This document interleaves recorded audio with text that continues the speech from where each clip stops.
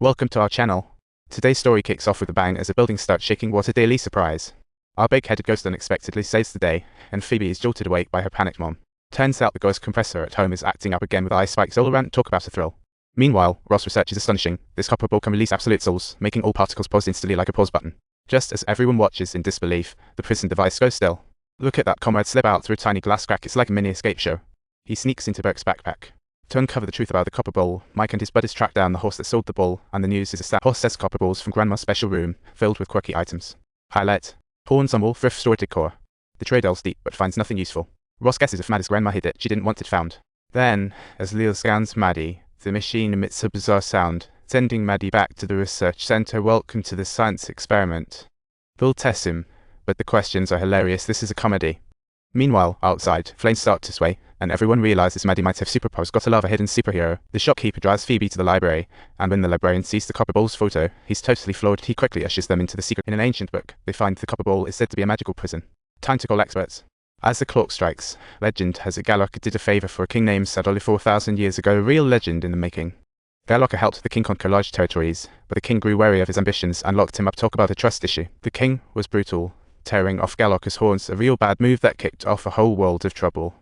Gallocker storms out in rage, crafting the scariest undead army ever. Everyone, find shelter. Finally, he meets his match, someone who zaps him with powerful fire magic and trapped him in a backdrop for a tour guide.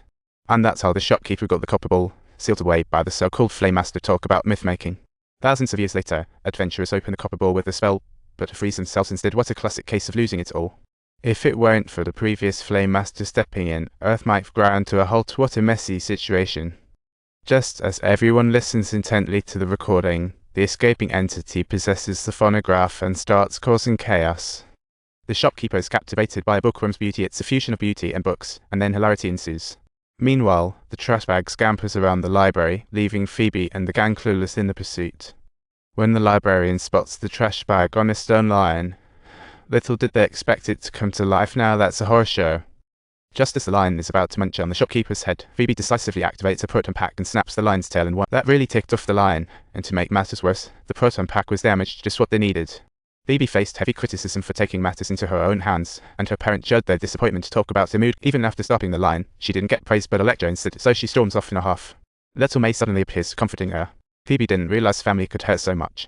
Phoebe fantasies about venting her frustrations on the stone lion, but unfortunately, no one truly understands her deep-seated feelings. A ghost actually understands her pain. Seeing this boundary-crossing friend sparks a wild idea in Phoebe. So she sneaks to the research center with Little May, ready to fire up the extractor, an unusual adventure. Once the machine starts up, Phoebe feels an excruciating tear, but boom. She's now a ghost in the floor. Just as she readies to hug Little May, she realizes this was all a trap. Now the real horror begins. Little May has struck a deal with Gallocker. Last night's chat was about luring her back to see her family. Gallocker can't control humans but can manipulate souls, and freshly detached, Phoebe is the perfect target. She is the unsealing incantation in the library, and with that thought, the copper bowl starts to hover. The structure of the copper bowl shifts, and Gallocker the ghost god descends. Talk about a tense atmosphere. // your world will be erased. / those words pierce the air, signaling impending doom for everyone.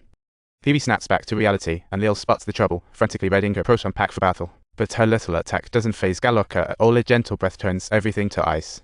Gallocker then vanishes, appearing at Maddie's house, taking out the shop owner below. One more act of revenge. At the beach, while everyone is playing, they spot dark clouds up above. What's about to go down? What's worse, sharp ice spikes manifest out of thin air, and as the alarm bells ring, everything takes a turn for the worse. The city is instantly shrouded in clouds, and chilling terror sweeps through. If no one saves the day, it's game over. Gallocker's revenge is upon them, and doomsday is silently approaching. Everyone needs to stay alert. The shopkeeper frantically searches for Maddie, declaring she's the current Flame Master, the only one who can avert doom's. Time's running out, and the shopkeeper starts draining her, but after all that practice, Maddie can only light a candle in the distance. Clearly, that power won't take down Gallocker, so everyone opts for total team attack. Phoebe thinks that if Copper and Flame can seal Gallocker, it's time to upgrade her proton pack.